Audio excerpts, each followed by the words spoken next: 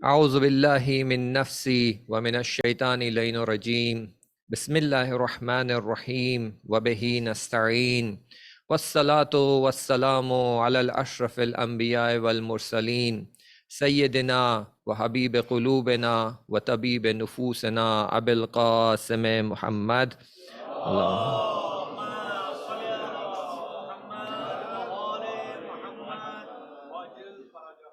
وأهل بيته الطيبين الطاهرين المعصومين لا سيما بقية الله الأعظم في الأرضين وقال الله تعالى في كتاب المبين بسم الله الرحمن الرحيم أفتؤمنون ببعض الكتاب وتكفرون ببعض. ایک صلوات پڑھ دیجئے.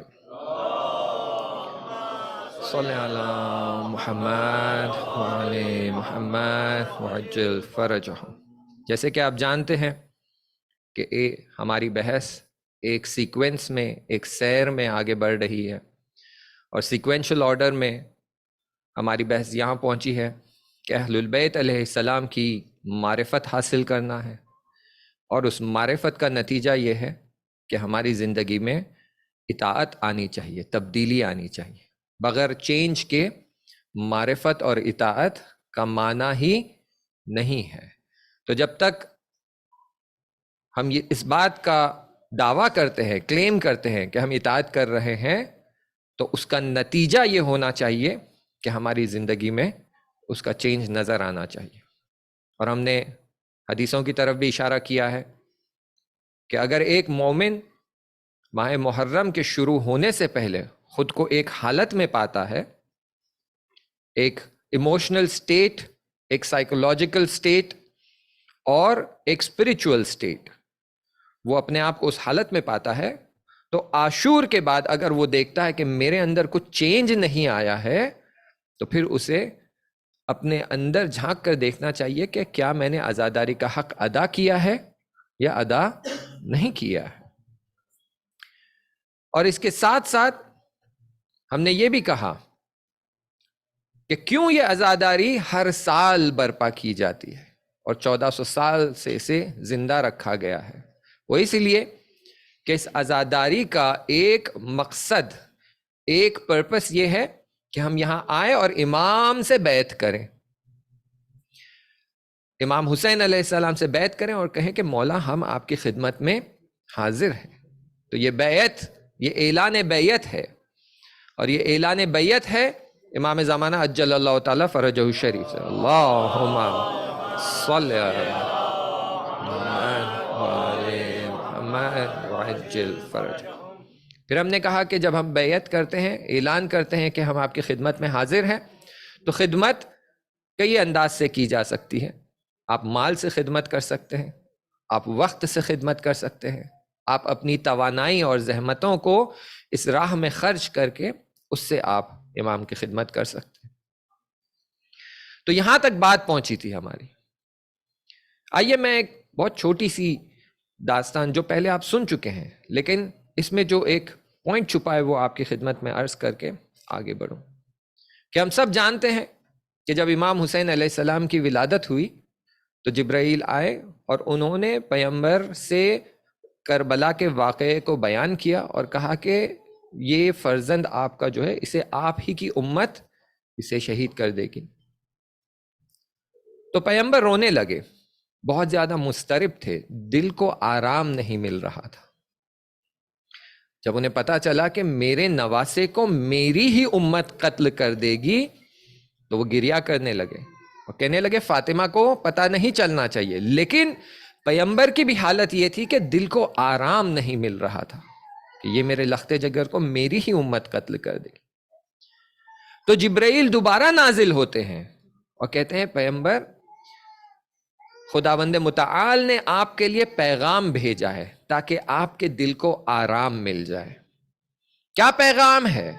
وہ پیغام یہ ہے کہ امامت کو ہم نے حسین کی ذریت میں رکھ دیا ہے. یہ قربانی جو امام حسین دینے والے ہیں وہ اتنی عظیم ہے کہ امامت کا جو سیکوینس ہے ہم نے وہ امام حسین کی ذریت میں رکھ دیا ہے. یعنی اتنا عظیم مرتبہ ہے کہ امامت کو امام حسین کی ذریت میں رکھ دیا ہے. اور اسی لیے عزاداران حسین علیہ السلام کا مرتبہ اتنا عظیم ہے. امام حسین علیہ السلام کے زائر جو ہے، زوار جو ہوتے ہیں، ان کا مرتبہ اتنا بلند ہے. اب ایک سوال ہمارے سامنے آ جاتا ہے. دیکھیں، میں مثال کے ساتھ کہوں شاید آپ کے لیے بہتر ہو جائے گا. آپ ایک کمپنی میں کام کر رہے ہیں. جب آپ لوور لیول پر ہوتے ہیں تو آپ کو بہت زیادہ ٹاسک دیا جاتا ہے، یہ کر لو، یہ کر لو، کلریکل ورک ہے، یہ ڈاکیومنٹیشن ہے، یہ کوڈنگ ہے، ہر کوئی آپ کو ڈیلیگیٹ کر رہا ہے. پھر آپ دھیرے دھیرے اپنے ہیراکی میں گرو ہوتے ہیں، اسسٹنٹ مینیجر بن گئے، مینیجر بن گئے. پھر آپ جو وہ اوپر لوگ بیٹھے ہوتے ہیں، جب آپ ان سے نزدیک ہو جاتے ہیں، دوست بن جاتے ہیں، تو آپ کو کہیں نہ کہیں یہ لگنے لگتا ہے کہ ہاں بھائی، اب میرے کریئر میں سٹیبلٹی آ رہی ہے، اور اس جاب میں جو سختیاں تھی وہ کم ہو رہی ہے. کیوں؟ کیونکہ ایک کنیکشن ہے، ایک کہیں نہ کہیں ہمارا وہ ہم کہتے ہیں نا ریفرنس یا ریکمنڈیشن ہے کہ بھائی یہ ان کا خاص آدمی ہے، اسے پریشان نہ کرو، یہ ان کا خاص آدمی ہے، اس پر مصیبتیں، اس کی کمپلین، اس کا ورک پرفارمنس جو ہے وہ تھوڑا سا آسان رکھ لو. تو یہ ہم دیکھتے ہیں ہمارے نارمل لائف میں. لیکن یہی چیز عزاداران حسین کے ساتھ برعکس ہوتی ہے، الٹی ہوتی ہے، کہ جو جتنا امام حسین علیہ السلام کو چاہنے والا ہے، وہ ہمیشہ خود کو پاتا ہے کہ وہ اتنی ہی مشکلات میں مبتلا ہے. اہل البیت کا گھرانہ چننا یعنی خود کو تیار کرنا. دیکھیں، یہ مصیبتوں کا گھرانہ ہے، مصیبتوں کا گھرانہ. آپ اگر سوچ رہے ہیں ہم اس گھرانے سے متصل ہو جائیں گے، ہماری لائف ہیپی اور ہنکی ڈوری ہو جائے گی، تو وہ نہیں ہونے والا ہے. یہ اہل البیت کا گھرانہ ہے، مصیبتوں کا گھرانہ ہے. تو اگر آپ بی بی فاطمہ سلام اللہ علیہا کے چاہنے والے ہیں تو تیار ہو جائیے مصیبتوں کے لیے. بی بی نے بڑی مصیبتیں جھیلی ہیں. اگر آپ امام علی علیہ السلام کے چاہنے والے ہیں تو تیار ہو جائیے مصیبتوں کے لیے. کچھ مصیبتیں ایسی جہاں آپ کو شجاعت دکھانی پڑے گی، کچھ مصیبتیں ایسی جہاں آپ کو صبر کرنا پڑے گا. تو اسی طرح اہل البیت کا گھرانہ جو ہے یہ مصیبتوں کا گھرانہ ہے یہاں. تو اب سوال آتا ہے کہ ہماری زندگی میں مصیبت اور جو بلائیں ہیں، اس کے پیچھے فلسفہ کیا ہے، اور اس میں ہمارا جو امام حسین علیہ السلام کے ساتھ کنیکشن ہے، اتصال ہے، ریلیشن شپ ہے، یہ ہمارے کس کام آئے گا؟ ایک بڑا سوال ہے ہماری زندگی میں. دیکھیں، آپ کہیں گے نا اب بھائی آئی ایم ود دا باس. آپ کسی ہوٹل میں جا رہے ہیں، وہ پریویلیجڈ ہوٹل ہے، پریمیم ہوٹل ہے، تو وہ فوراً آپ کو روک لے گا، سر. تو آپ بولیں گے I am with that guy. ہاں، میں تو سی ای او کے ساتھ ہوں. اوہ، آپ ان کے ساتھ ہیں تو جائیے، آپ کو پریمیم بینیفٹس ملتے ہیں. تو جب ہم اہل البیت کے ساتھ ہیں تو ہمارا پریمیم بینیفٹ یہاں کیا ہے، کیا پریویلیجز ہمیں مل رہے ہیں؟ تو اب یہ سوال آتا ہے کہ ہماری زندگی میں جو مصیبتیں ہیں، بلائیں ہیں، اس کے پیچھے کیا بیک گراؤنڈ ہے، کیا فلسفی ہے؟ تو دیکھیں، یہاں 3 ریزنز آپ کو پائے جائیں گے. 3 اس کے مقصد ہے کہ ہماری زندگی میں مصیبتیں اور بلائیں کیوں آتی ہیں. سب سے پہلا ریزن وہ ہمارے خود کے گناہ ہیں، کہ ہم نے اپنی زندگی میں جو گناہ کیے ہیں، اپنے دامن کو داغدار کیا ہے، اس وجہ سے ہماری زندگی میں مصیبتیں آتی ہیں. خوب. تو آپ کہیں گے کیوں بھائی، کیوں یہاں مصیبتیں آ رہی ہیں؟ حساب کتاب تو قیامت کے دن ہونا ہے، یہاں کیوں مصیبتیں آ رہی ہیں؟ تو اس کے 2 نظریے ہیں، 2 اینگل سے اسے دیکھا جا سکتا ہے. فرسٹ، کہ ہمارے مکتب میں ایک کانسیپٹ ہے جسے ہم کہتے ہیں فزیکلائزیشن آف دا ایکشنز، تجسم اعمال. یعنی ہم جو عمل انجام دے رہے ہیں وہ ایک جسمی حالت میں ہمارے سامنے آ جاتا ہے. ہمارے سامنے جب ہم کہہ رہے ہیں یعنی وہ کریٹ ہو جاتا ہے. اس لیے کہتے ہیں کہ جب آپ درود بھیجتے ہیں تو جنت میں آپ کے لیے درخت لگ رہے ہیں. جب اللہم صلی علی محمد وعلی محمد وعجل فرج. آپ فلان اعمال کر رہے ہیں تو آپ کے لیے زمرد کے یاقوت کے جو ہے محل بن رہے ہیں، آپ فلان اعمال کر رہے ہیں تو نہریں ہو رہی ہیں، فلان اعمال کر رہے ہیں تو باغ بن رہے ہیں. یہ کیا ہے؟ یہ فزیکلائزیشن ہے. آپ اعمال انجام دے رہے ہیں، یہاں آپ کا اعمال شروع ہوا، وہاں وہ چیز بننا شروع ہو گئی. یہ فزیکل فارم میں ہے. اب وہ تو افسوس کی بات ہے کہ ہم متصل نہیں ہیں، ہم کنیکٹڈ نہیں ہیں. ہمارے آنکھوں پر یہ دنیا کا پردہ ہے، اسی لیے وہ حقیقت دکھائی نہیں دے رہی ہے. لیکن اگر پردہ ہٹ جائے تو وہ حقیقت ہمیں بھی دکھائی دینے لگے گی. تو جس طرح اچھے اعمال ہے اس کا نتیجہ فوراً جنریٹ ہو رہا ہے، کریٹ ہو رہا ہے، ویسے ہی ہمارے برے اعمال جو ہے اس کا بھی نتیجہ جنریٹ ہو رہا ہے. جیسے آپ کو قرآن میں آیت ملے گی، حدیثوں میں ملے گا کہ اگر یتیم کا مال کھا رہے ہیں، یعنی آپ اپنے پیٹ کو آگ سے بھر رہے ہیں،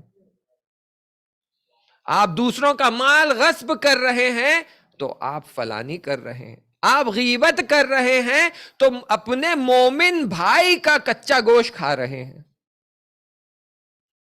اور وہ ہم فیل نہیں کر پاتے، لیکن جیسے ہماری زندگی ختم ہوگی، ہمیں برزخ میں لے جایا جائے گا، ہماری آنکھوں سے پردہ اٹھے گا تو ہم یہ سب کچھ ہمارے بدن پہ اس کے آثار دیکھنے لگیں گے. تو یہ فزیکلائزیشن آف اعمال ہے. یعنی یہ کہ ہم جو گناہ کر رہے ہیں وہ گناہ باعث بن رہے ہیں کہ ہماری زندگی میں مصیبتیں آئیں، کیونکہ وہ فزیکل فارم لے رہے ہیں ہماری زندگی میں. یہ ایک طریقہ یا یہ ایک پرسپیکٹو ہے اسے دیکھنے کا. دوسرا پرسپیکٹو یہ ہے کہ خداوند متعال اپنی خاص رحمت اپنے خاص بندوں پر رکھتا ہے، اسی لیے وہ چاہتا ہے کہ تمہارے حساب کتاب کو میں اسی دنیا میں ختم کر دوں. تو تم نے جو گناہ کیا ہے اگر اس کا حساب ہم قیامت کے دن لیں گے تو بڑا سخت حساب کتاب ہوگا. تو اس سے بہتر ہے کہ میں اس دنیا میں تمہیں چھوٹی چھوٹی مصیبتیں دے کر تمہارا اکاؤنٹ کلیئر کر دوں. یہ خاص لطف ہے خداوند متعال کا کہ اے میرے خاص بندے، اے میرے چاہنے والے، اے میرے حبیب کو چاہنے والے، اے میرے حسین پہ رونے والے، میں تمہاری زندگی میں چھوٹی چھوٹی مصیبتیں لے کر آ جاؤں گا. کبھی گاڑی پنکچر ہو گئی، کبھی پیٹرول ختم ہو گیا، کبھی فون چوری ہو گیا، کبھی کچھ ہو گیا،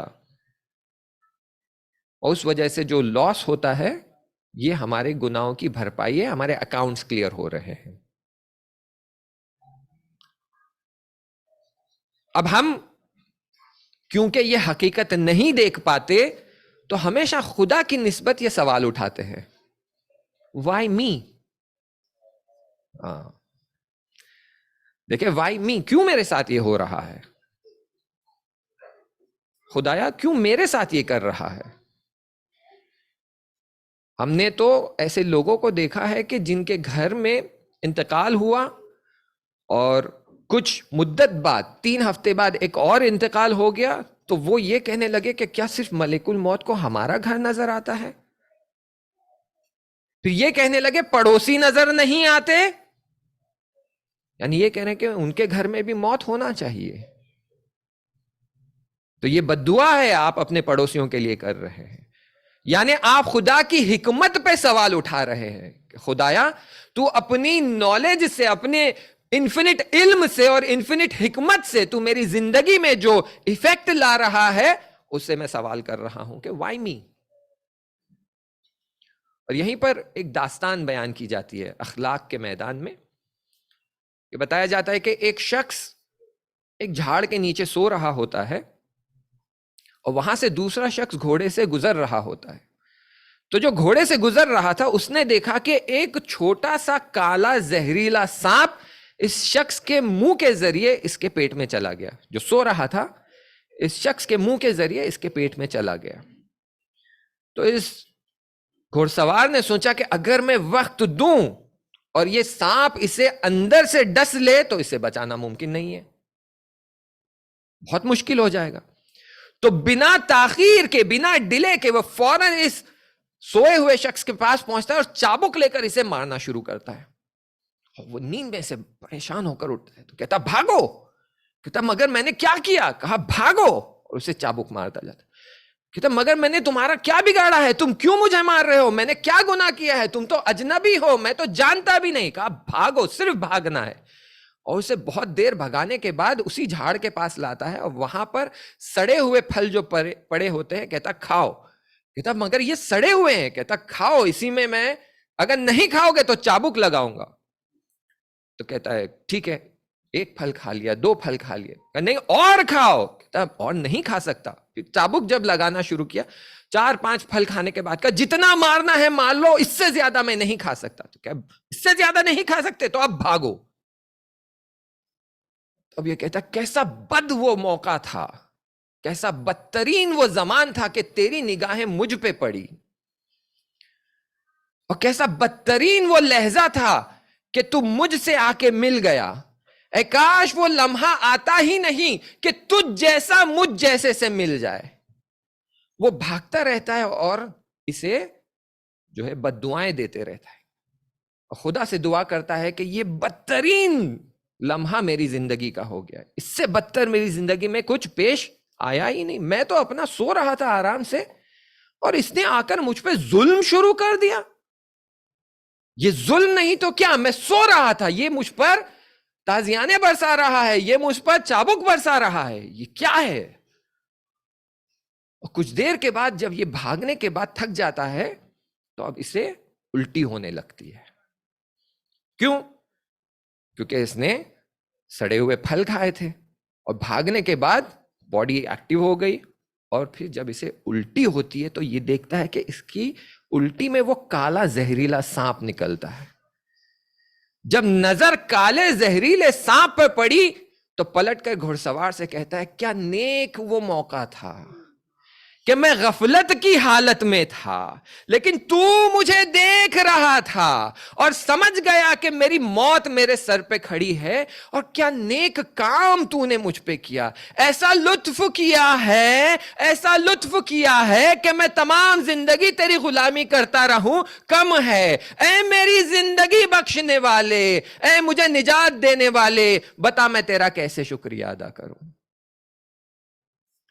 بالکل ایسی ہی ہماری حالت ہے کہ جب ہماری زندگی میں مصیبت آ جاتی ہے تو فوراً خدا کی طرف پلٹتے, کہتے کیوں مجھ پہ, میں نے کیا بگاڑا تھا, یہ کیسا ظلم ہے ہمارے اوپر, یہ کیسی مصیبتیں آ پڑی ہے. مگر ہم نے کیا کیا, مگر دوسرے نہیں ہیں جن پر یہ مصیبتیں آ سکتی ہے, صرف ہمارا ہی گھر دکھائی دے رہا ہے. اور جب مصیبت ٹل جاتی ہے اس کے بعد حقیقت ہمارے سامنے کھل کر آتی ہے تو ہم کہتے ہیں الحمدللہ رب العالمین, بڑی مصیبت آنے والی تھی اس وجہ سے وہ ٹل گئی. تو حقیقت یہ ہے عزیزو کہ خداوند متعال جو ہمارے لیے چاہتا ہے اس میں خیر ہے, کیونکہ خداوند متعال ایبسلیوٹ گڈنس ہے, خیر مطلق.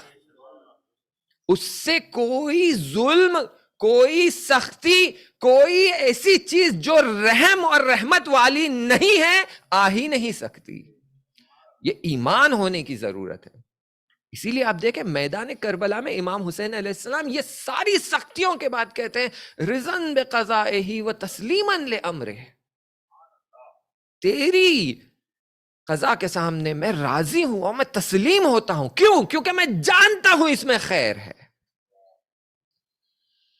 تو اگر ہماری زندگی میں مصیبت اور بلائیں آ رہی ہیں تو اس میں ہمارے لیے خیر رکھا ہوا ہے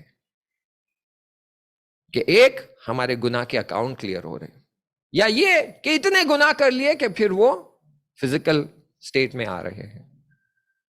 یہ ایک. دوسرا, آپ کا امتحان لیا جا رہا ہے, دیکھا جا رہا ہے کہ کیا آپ وہ بات جو کہہ رہے ہیں, جو بات کلیم کر رہے ہیں, اس پر واقعاً سچے اترتے ہیں یا نہیں اترتے. اور یہ آپ دیکھیں گے اہل البیت علیہ السلام کی بھی رسم رہی ہے. کئی ایسے تھے جو ائمہ کے پاس آتے اور کہتے آپ کیوں قیام نہیں کرتے, ہم آپ کے ساتھ ہیں, یہ ظالم بادشاہ کے خلاف ہم کھڑے ہو جائیں گے, چلیے. تو امام کہتے اچھا واقعاً ہماری اطاعت کرنے والے ہو, ہاں جاؤ تنور میں بیٹھ جاؤ. کہ کیا کہہ رہے ہیں مولا آپ, تنور میں چلے جائیں, یہ تو موت کو دعوت دینے جیسا ہو گیا. تو کہتے کچھ لمحے رک جاؤ. دوسرا صحابی آتا ہے, کہتے جاؤ تنور میں بیٹھ جاؤ. کہتے آپ کا حکم آنکھوں پر، جا کر تنور میں بیٹھ گئے،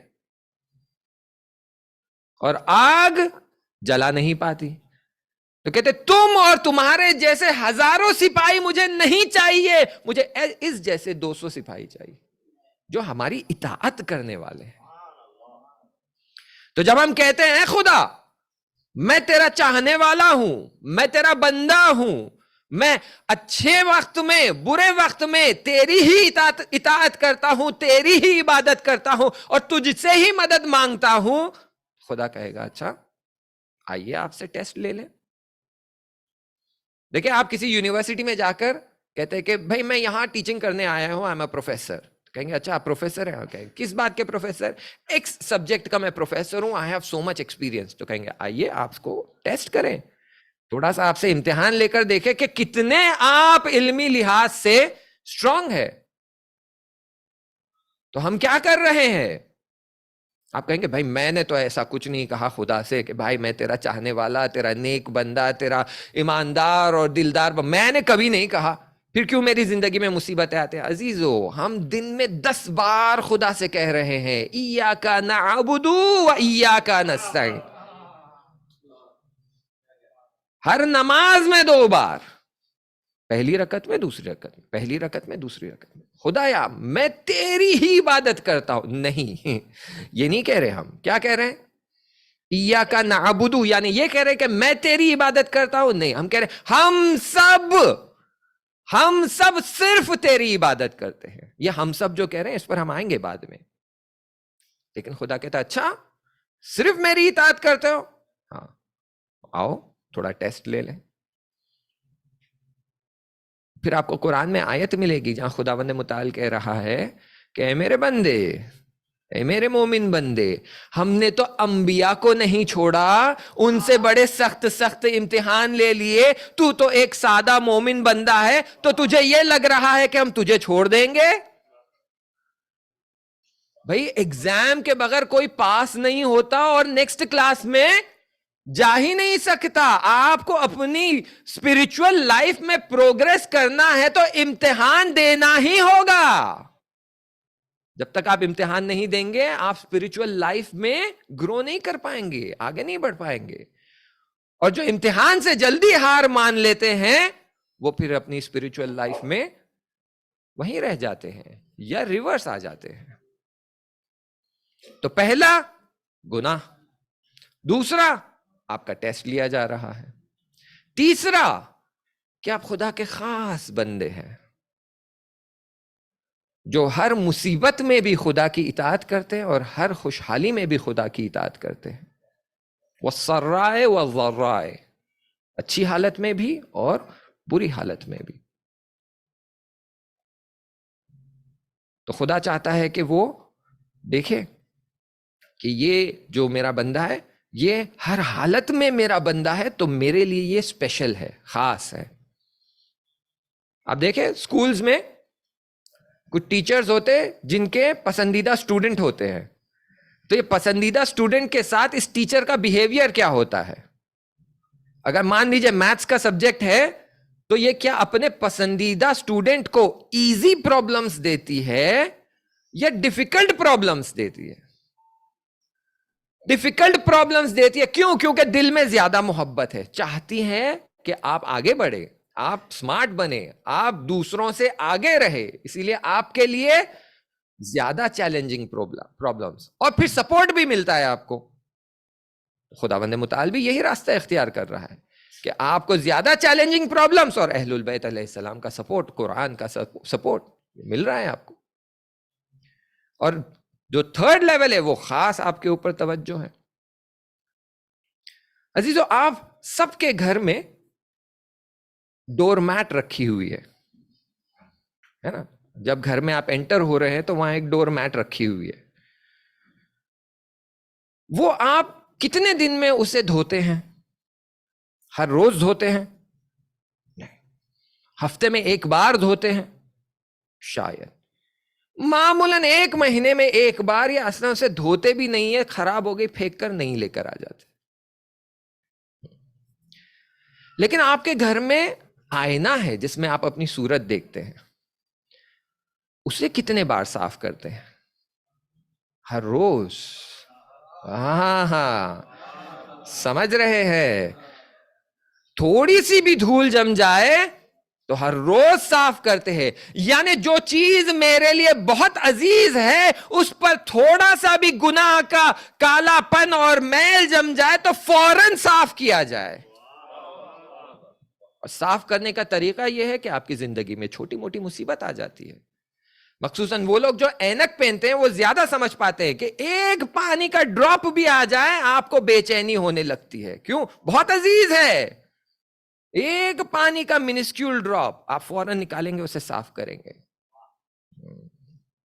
اچھا دیکھیں، اینک آپ کو صاف کرنا ہے یا آئینہ صاف کرنا ہے تو آپ کیا کرتے ہیں؟ ایک بہت ہی ملائم کپڑا لے کر پانی کا سپرے مار کر بڑے نزاکت سے اسے صاف کرتے ہیں. وہی آپ کو جب ڈور میٹ صاف کرنا ہوتا ہے تو اسے لٹکا کر بیٹ سے مار مار کر صاف کرتے ہیں. اب آپ یہ دیکھیں کہ میری زندگی میں مجھے ہر روز صاف کیا جا رہا ہے یا نہیں، یا مجھے میرے حال پر چھوڑ دیا ہے، جسے قرآن میں استدراج کہا جاتا ہے. کہ اگر دیکھ رہے کہ ہماری زندگی میں کوئی مشکلات نہیں ہے تو ہماری نیندیں اڑ جانا چاہیے، پریشان ہونا چاہیے کہ کہیں قیامت کے دن ہمیں لٹکا کر بیٹ سے نہ پاک کیا جائے، وہاں آگ کے گرز سے پاک کیا جائے گا. اور یہاں اگر مصیبت آئے گی تو بہت ہی ملائم نازک کپڑے سے، کون سا ہے وہ فائبر کچھ ہوتا ہے جو بھی مائکرو فائبر، اس سے آپ کو پاک کیا جائے گا. تو عزیزوں، مومن کی نشانی ہے کہ اس کی زندگی میں مصیبتیں ہوں.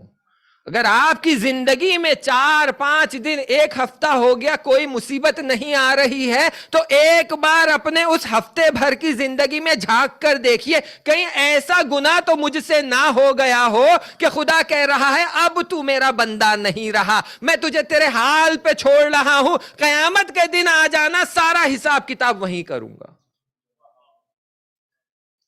یہ بڑی مصیبت ہے کہ اگر ایسا ہو رہا ہے یعنی ہم بڑی مصیبت میں پھنس گئے. لیکن اگر ہر روز ہمارا حساب کتاب ہو رہا ہے، اکاؤنٹ سیٹل ہو رہا ہے، سارے گناہ میٹے جا رہے ہیں، وائٹ مینٹین کیا جا رہا ہے، تو الحمدللہ رب العالمین.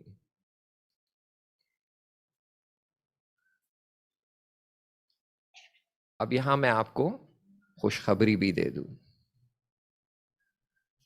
عزیزو، اسی لیے ہم مومنوں کے لیے امام حسین علیہ السلام کا گریہ رکھا گیا ہے، کیونکہ یہ بھی یہی کام کرتا ہے، ہمارے گناہوں کو پاک کرتا ہے، ہمارے اندر وہ صبر دیتا ہے کہ مصیبت آ جائے تو صبر کرے، اور صبر ہونے کے بعد ہمارے درجات کو بلند کرتا ہے.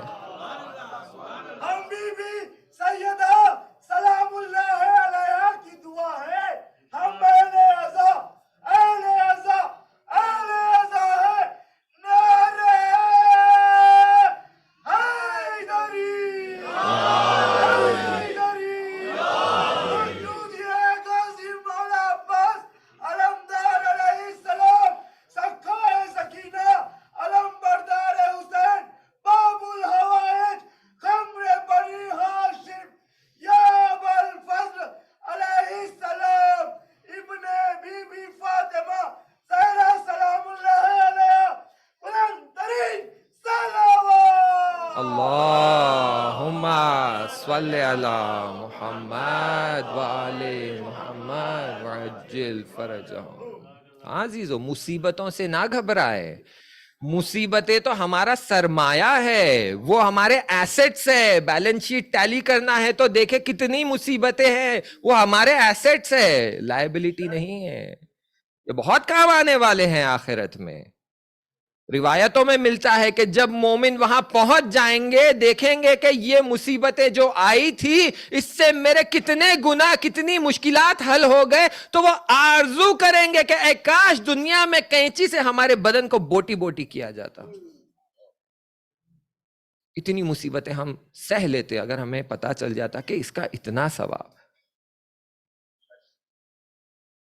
اور یہ بھی جان لیں جو میں نے آپ سے کہا کہ اگر آپ کی زندگی میں کوئی مصیبت آتی ہے تو وہ مصیبت اگر اتنی سخت ہو جاتی ہے کہ آپ اسے ہینڈل نہیں کر پا رہے، برداشت نہیں کر پا رہے، تو آپ کے لیے غیب سے مدد بھی آتی ہے، غیب سے مدد بھی آتی۔ اس کی زندہ مثالیں ہم نے دیکھی ہے۔ ہمارے ایک دوست تھے، کشمیری دوست، آج سے 12 سال پہلے کا واقعہ میں آپ کو بتا رہا ہوں، وہ تقریباً 5 سال پہلے کشمیر لوٹ چکے ہیں۔ تو ان کے گھر میں ولادت ہوئی، اور ولادت کے موقع پہ کچھ کمپلیکیشنز ہو گئے، تو جو ہے ماں کا آپریشن کرنا پڑا، بچہ پیدا ہو گیا۔ اب ماں کو ہیوی اینٹی بائیوٹکس دیے جا رہے ہیں، جس کی وجہ سے ماں کا شیر خشک ہو گیا، ماں کو دودھ نہیں آ رہا ہے۔ تو اب یہ مجبور ہو کر دودھ کے ڈبے جو آتے ہیں وہ خرید کے بچے کو دودھ دے رہے ہیں، لیکن وہاں پر کیونکہ سینکشنز وغیرہ ہے، یہ چیز بہت مہنگی ہے، یعنی آپ کو انڈیا پاکستان میں اتنی مشکل اور مہنگائی نظر نہیں آئے گی، وہاں پر وہ بہت مہنگی ہوتی ہے، ایک عام انسان کے بس کے باہر ہوتی ہے۔ اور جب بچہ چھوٹا ہوتا ہے تو وہ بہت زیادہ جو ہے شیر طلب کرتا ہے، دودھ طلب کرتا ہے، اور وہ خود جو ہے ان کی خانم، ہماری خانم سے یہ داستان بتا رہی ہے۔ میں معمولاً کوشش کرتا ہوں کہ میں فرسٹ ہینڈ جو واقعات ہیں وہ آپ کو بتاؤں، یا تاریخ میں جو پروون واقعات ہیں وہ بتاؤں، تھرڈ پرسن، فورتھ پرسن سنی باتیں میں نہیں بتاتا آپ کو۔ تو ان کی خانم بتا رہی ہے کہ ایک دن گھر میں دودھ ختم ہو گیا، آدھا دن گزر گیا، بچہ بھوک سے تڑپ رہا ہے، ہمارے آغا باہر گئے ہیں اپنے دوستوں سے ادھار مانگنے، اور شام میں وہ مغرب کے وقت لوٹتے ہیں اور کہتے ہیں کہ نہیں ہو پایا۔ تو بیوی کہتی ہے کیا مطلب آپ کا نہیں ہو پایا؟ بولے میں نے تمام دوستوں سے ادھار لے رکھے ہیں، اب جیسے میں فون کرتا ہوں میرا نام دیکھ کر وہ میرا فون کاٹ دیتے ہیں، کیونکہ وہ سمجھ گئے کہ یہ فون کر رہا ہے پھر سے پیسہ مانگے گا۔ میں نے اپنے 20 دوستوں کو فون کیا، کسی نے فون کا جواب نہیں دیا، اب کوئی بچا ہی نہیں جس سے میں ادھار مانگوں، سمجھ نہیں آ رہا ہے کیا کریں۔ تو کہتی شہریہ والا کارڈ آپ نے چیک کیا؟ کہا ہاں میں نے چیک کر لیا، 0 اماؤنٹ، سارا پیسہ خرچ ہو گیا۔ فلانی کارڈ میں کچھ جو ہے ہم کہتے ہیں سپورٹ کا جو ہے آپ کو تھوڑا سا پیسہ آ جاتا ہے، وہ چیک کیا؟ وہ بھی ابھی راستے میں گھر آتے سمے سارے کارڈز چیک کر کے آیا ہوں، 0 ہے۔ تو وہ بیوی کو تھوڑا غصہ آ گیا، اس نے کہا ارے میں کہہ رہی ہوں ایک بار جا کر آپ چیک کریں تو چیک کیوں نہیں کرتے؟ اور کیونکہ بچہ بلک بلک کے رو رہا ہے تو یہ جانتے تھے کہ ماں کا دل بھی تڑپ رہا ہے، تو انہوں نے اپنی بیوی کی بات رکھنے کے لیے کہا ٹھیک ہے میں جا کر چیک کرتا ہوں۔ وہ گئے، اے ٹی ایم میں کارڈ ڈالا، پن نمبر ڈالا تو دیکھتے ہیں بیلنس وہ ایگزیکٹ اماؤنٹ ہے جس سے ایک دودھ کا ڈبہ آ سکتا ہے، ایگزیکٹ اماؤنٹ۔ اس زمانے میں 7,000 تومان میں ایک دودھ کا ڈبہ آتا تھا، 7,000 تومان رکھے ہوئے ہیں۔ کہتے میں شوق ہو گیا، دودھ کا ڈبہ خریدا، گھر پہنچایا۔ اگلے دن جب میں مدرسے گیا تو میں ہر اپنے ساتھی سے پوچھ رہا تھا کہ کل کسی نے ہمارے اکاؤنٹ میں، کیونکہ طلاب کے اکاؤنٹ میں کبھی کبھی عیدی ہے، یہ ہے وہ ہے، میں نے کئی لوگوں کو پوچھا کہ کوئی پیسہ آیا؟ نہیں آیا، صرف ان کے اکاؤنٹ میں آیا ہے۔ یعنی عزیزو اگر خداوند متعال ہمیں مشکلات دیتا ہے تو ہمارے لیے نجات کے لیے اہل البیت کو بھی رکھا ہے، کہ جب آپ کا دل تڑپنے لگتا ہے، بچہ بلکنے لگتا ہے اور آپ واسطہ دیتے ہیں خدایا تجھے واسطہ علی اصغر کا، تو ایک ماں ہے جس کا دل تڑپ جاتا ہے اور آپ کی مشکل حل ہو جاتی ہے۔ خدایا تجھے واسطہ بیمار کربلا کا، تو آپ کی مشکل حل ہو جاتی ہے۔ خدایا تجھے واسطہ غریب حسین کا، تو آپ کی مشکل حل ہو جاتی ہے۔ تو مصیبتیں تو ہمارے پاس آنی ہی ہے، مصیبتوں کا راستہ مومن کے لیے بند نہیں ہے، بند ہو جائے تو ہمیں پریشان ہونے کی ضرورت ہے۔ تو مصیبتوں سے نہ ڈرے۔ اب یہ محبت اہل البیت کا اثر جو ہم دیکھ رہے ہیں، بہت بار ہمارے ذہن میں یہ گمان آتا ہے، یہ فکر آتی ہے کہ بھائی میرے دل میں محبت ہے یہ کافی ہے، دوسروں سے مجھے کیا لینا دینا، وہ مانے نہ مانے۔ آپ دیکھیں ایک بہت ہی کامن جملہ رائج ہو گیا ہے کہ اس کی قبر میں تو مجھے نہیں جانا، وہ اپنی قبر میں اپنی قبر میں، تو مجھ پر کوئی ذمہ داری نہیں ہے اس شخص کے نسبت، اور آسانی سے ہم چاہتے ہیں اپنا دامن چھڑا لے۔ لیکن خداوند متعال کہتا ہے نہیں میرے پیارے بندے، میں جانتا تھا تو یہ کرے گا، اسی لیے 10 بار دن میں تجھے یاد دلاتا ہوں، ایاک نعبد، ہم سب تیری عبادت کریں گے، ہم سب تیری اطاعت کریں گے۔ یعنی یہ کہ مجھ پر صرف میری ذمہ داری نہیں بلکہ میرے مومن بھائیوں کی ذمہ داری بھی ہے۔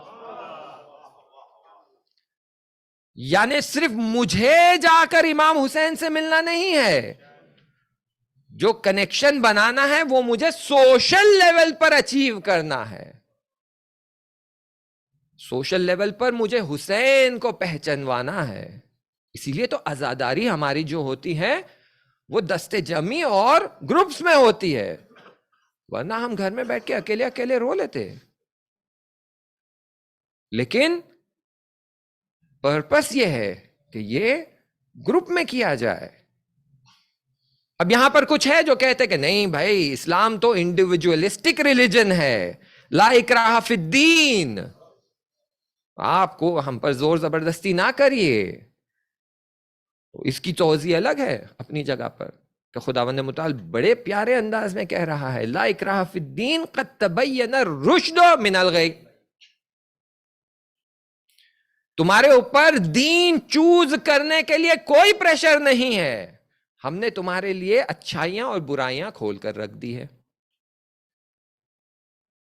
اور اس کے بعد اسی آیت الکرسی کی تیسری ورس آپ دیکھ لیں، اللہ ولی الذین آمنوا، بسم اللہ الرحمن الرحیم، اللہ ولی الذین آمنوا یخرجہم من الظلمات الی النور والذین کفروا اولیاءہم الطاغوت یخرجونہم من النور الی الظلمات۔ تو خداوند متعال کہہ رہا بھائی میرے پیارے بندے، اس پوری کائنات میں صرف 2 سسٹم ایگزسٹ کرتے ہیں، ایک سسٹم نور کا ہے، ایک سسٹم ظلمات کا ہے۔ اگر تم سسٹم نور کے ساتھ نہیں ہو، حسینیت کے ساتھ نہیں ہو، تو جان لو کس طرف ہو۔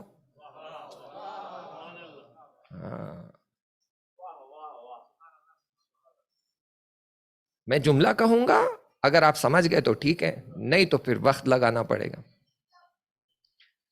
بیٹا قاسم، تمہاری نظر میں موت کیسی ہے؟ احلی من الاصل۔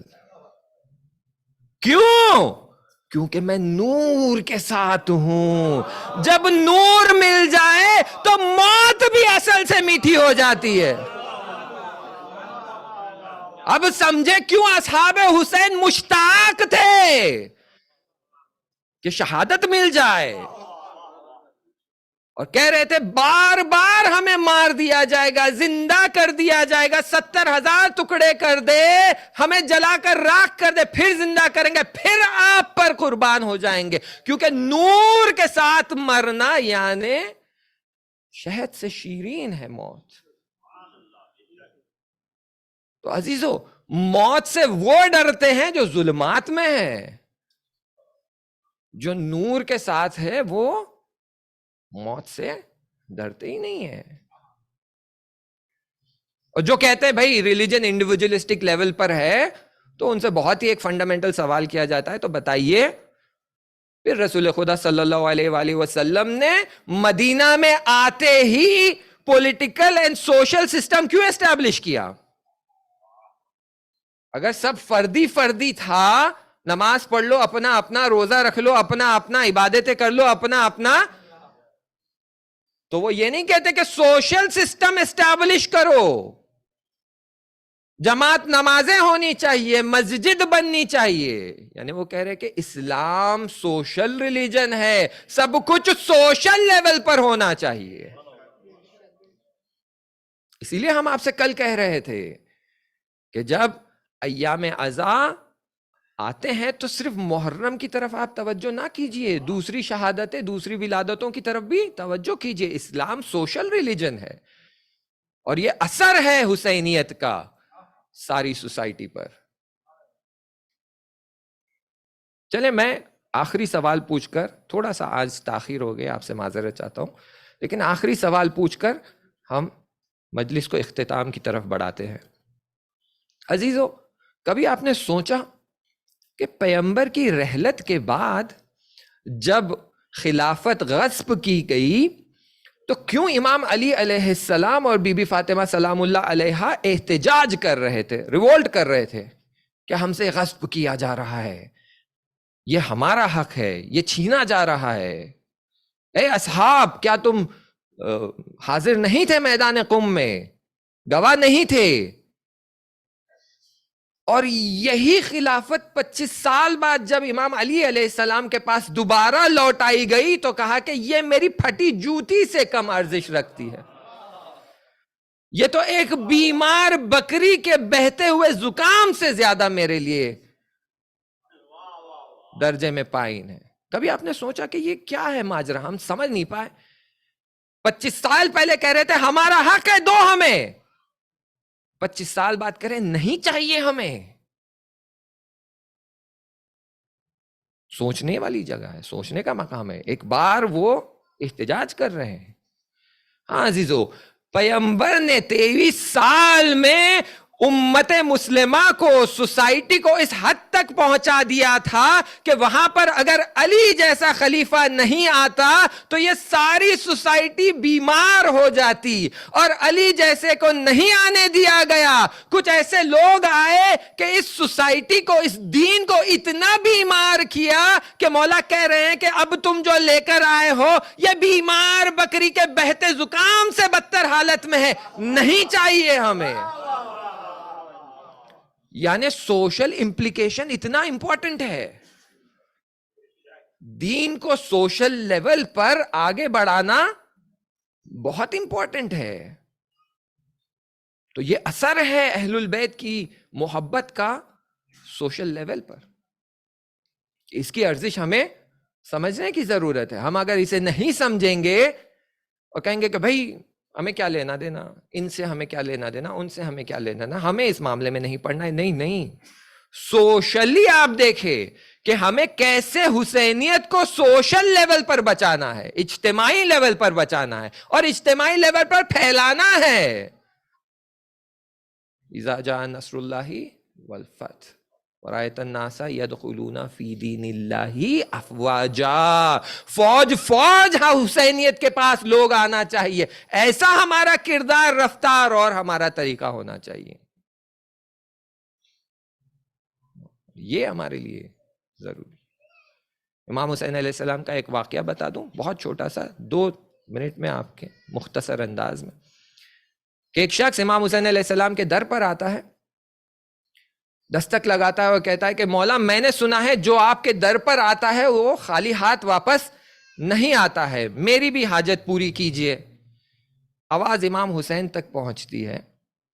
امام حسین علیہ السلام 4000 سونے کے سکے لے کے آتے ہیں، ایک عبا میں لپٹتے ہیں اور دروازے کے پیچھے سے ہاتھ نکال کر اسے دیتے ہیں. کہتے ہیں میں تیرا درد سمجھتا ہوں اور میں شرمندہ ہوں کہ تیری ایسی حالت میں تجھے کوئی مدد نہیں کر رہا.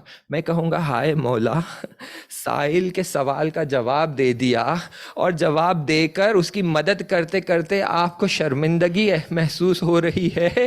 امام کا کیسا دل رہا ہوگا کہ تپتی زمین پر میدان کربلا میں کڑیل جوان آ کر بابا سے پوچھتا ہے بابا تھوڑا پانی ہے تو مل جائے گا. کیا حالت ہوئی ہوگی امام کی، جس نے ہر سائل کی خواہش پوری کی ہے، ہر سائل کا دامن بھر دیا ہے. اپنے کڑیل جوان بیٹے کی بڑی معمولی سی خواہش ہے کہ 2 بوند پانی مل جائے، وہ پوری نہیں کر پا رہے ہیں. ایک مرتبہ نیچے سے دامن کھینچا جاتا ہے، حسین نیچے دیکھتے، ننھی سکینہ کہتی ہے بابا بڑی پیاس لگی ہے، کچھ پانی مل جائے گا. یہ مصیبتیں امام حسین علیہ السلام پر معمولی مصیبتیں نہیں تھی عزیزو. جس کا دل اتنا بڑا تھا، جو ہزاروں درہم دیا کرتا تھا، جب وہ 2 بوند پانی نہیں دے پایا تو اس کے دل پر کیا گزری ہوگی؟ آپ جانتے ہیں کیوں ہم 8 محرم سے جناب عباس کی مخصوصیت کی مجلسیں پڑھتے ہیں؟ کیونکہ 8 محرم سے پانی پر سختیاں بڑھا دی گئی تھی، خیموں پہ پانی بند کر دیا گیا تھا، 8 محرم سے زیادہ کوششیں ہونے لگی تھی پانی کے لیے۔ جناب عباس فوج کی چھوٹی چھوٹی ٹکڑیاں لیتے، نہر پر حملہ کرتے، دشمن کو مشغول رکھتے، بنی ہاشم پانی لے کر خیموں میں لوٹ کر آ جاتے۔ اسی لیے تو جناب عباس کا لقب سقا تھا کہ وہ جاتے، پانی لے کر آتے، اور جب بھی وہ جاتے تو اہل خانہ، اہل خیموں کو اطمینان ہو جاتا کہ پانی آنے والا ہے۔ ہاں عزیزو، عاشور کا دن ہے، جناب عباس امام کی خدمت میں حاضر ہوتے، کہتا مولا اذن دے دیجئے، میں جانا چاہتا ہوں۔ کیوں؟ کیونکہ کل مجھے واسطہ دیا گیا تھا، کل اشارہ کیا گیا تھا کہ میں تمہارا چچا ہوں، میں تمہارا انکل ہوں، امان نامہ لے کر آیا ہوں، کہیں کوئی یہ نہ کہہ دے کہ اس بہانے سے عباس رک گئے، پہلے جانا چاہتا ہوں تاکہ ثابت کر دوں کہ ان سے میرا کوئی لینا دینا نہیں ہے۔ امام کہتے ہیں عباس تم میرے لشکر کے علمدار ہو، تم چلے جاؤ گے تو یہ لشکر کس کام کا؟ جناب عباس نظریں جھکاتے کہتے چشم مولا، آپ کا حکم سر آنکھوں پر۔ انصار کو تیار کرتے ہیں، میدان میں بھیجتے ہیں، زرہ پہناتے ہیں، کچھ انصار جنہیں جنگ کے طریقے پتہ نہیں تھے ان کی ہدایت کرتے ہیں، جوانوں کو بھیجتے ہیں، آخر میں تمام انصار شہید ہو جاتے۔ پھر سے مولا کی خدمت میں حاضر ہوتے، کہتے مولا اب انصار ختم ہو گئے، اب تو اجازت دے دو۔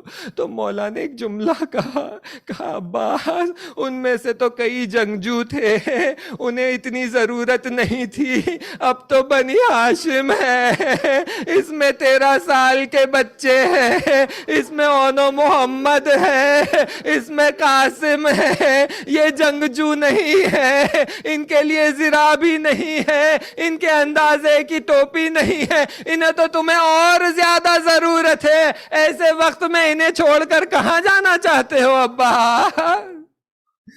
جناب عباس نے ایک ایک کر کے بنی ہاشم کے نوجوانوں کو بھیجنا شروع کیا۔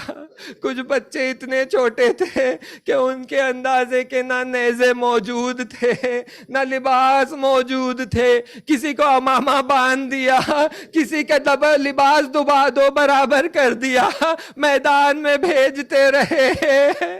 امام حسین سے اجازت لے کر میدان میں جاتے، عباس بھیجتے تھے، حسین لاشا لاتے تھے، عباس بھیجتے تھے، حسین لاشا لاتے تھے، خیموں میں گنج شہداء کے لاشوں کو جمع کر دیا۔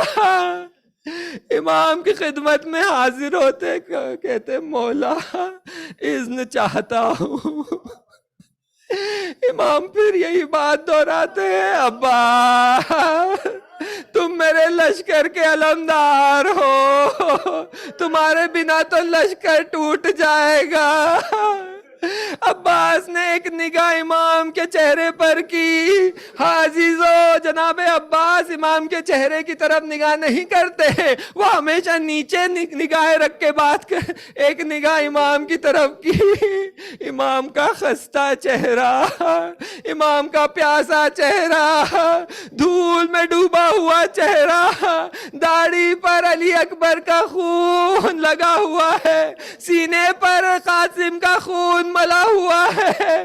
حالت دیکھ کر کہتے مولا اب وہ لشکر کہاں رہا جس کا میں علمدار ہوں؟ تمام لشکر تو سر کٹا کر خیمے میں آرام کر رہا ہے۔ مولا اب میرا سینہ تنگ ہوا جا رہا ہے۔ عباس کہہ رہے تھے مولا اب آپ کی یہ حالت دیکھی نہیں جاتی، آپ کا یہ ظلم دیکھا نہیں جاتا، اجازت دے دے میں میدان میں چلا جاؤں۔ امام کہتے ہیں ابا ایک نگاہ خیموں کی طرف کرنا، کیا تمہیں ننھے بچوں کی کچھ آوازیں سنائی دے رہی ہیں؟ ذرا غور سے سننا، کہیں یہ الاتش کی آوازیں تو نہیں ہے؟ جناب عباس خیموں کی طرف بڑھتے ہیں، کیا دیکھتے ہیں؟ ایک ننھی بچی بچوں کو جمع کر کے اس خیمے سے اس خیمے، کبھی یہ مشق اٹھاتے ہیں خالی پا کر مایوس ہو جاتے ہیں، کبھی وہ مشق اٹھاتے ہیں خالی پا کر مایوس ہو جاتی ہے۔ ننھی بچی بچوں کو دلاسا دے رہی ہے پریشان مت ہونا، چلے بی بی کے پھپھو کے خیمے میں چلتے ہیں، چلے اس خیمے میں چلتے ہیں۔ جناب عباس نے ایک صحنہ دیکھا کہ جو مشقیں نم ہوئی ہیں، پانی کی نمی ہے، ننھے بچے اپنی قمیض اٹھا کر مشق سینے سے لگا رہے ہیں کہ تھوڑی ٹھنڈک پڑ جائے۔ جناب عباس سے رہا نہیں گیا، مشق اٹھائے، گھوڑے پہ سوار ہوئے، القمہ کی طرف، فرات کی طرف دوڑ لگائی۔ 4000 کا لشکر کو تیر کی طرح چیرتے ہوئے فرات پر پہنچ گئے، مشق کو بھر لیا، علم کو پانی میں گاڑ دیا۔ ہاں عزیزو، جو پتھر میں علم گاڑتا ہے اسے حیدر کہتے ہیں، جو پانی میں علم گاڑتا ہے اسے عباس کہتے ہیں۔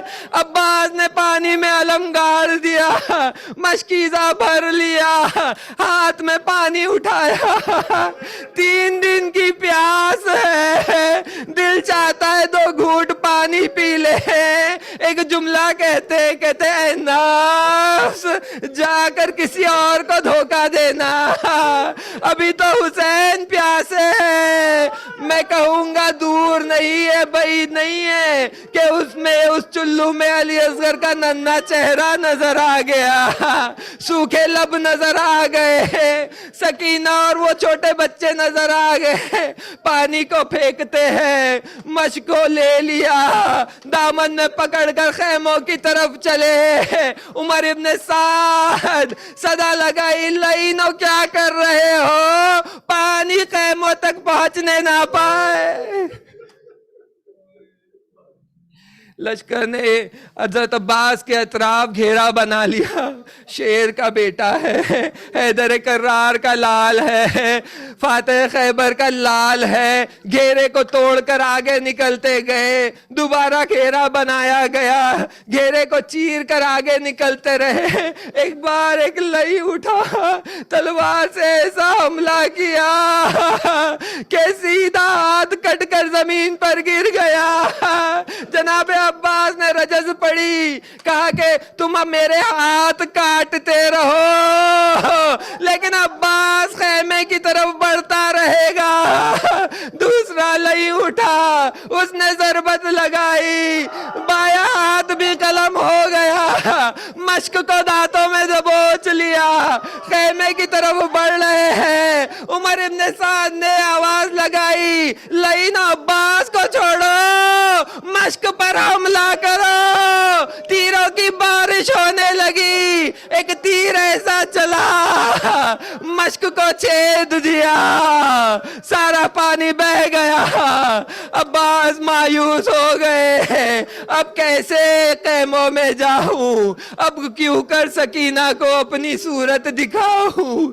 ارادہ بدل دیا، گھوڑے کا رخ موڑ دیا، چاہتے تھے دشمن سے جنگ کرے۔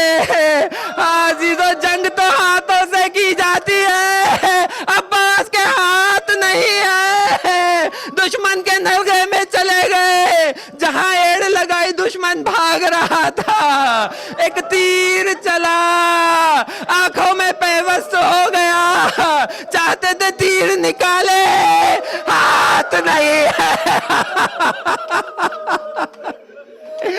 سر کو جھکایا، گھٹنیوں سے تیر نکالنا چاہتے تھے، ٹوپی گر گئی۔ ایک لئی گرز لے کے آگے بڑھا، ایسا گرز لگایا، عباس گھوڑے پہ جھومنے لگے، زمین پر آئے، صدا لگائی بھیا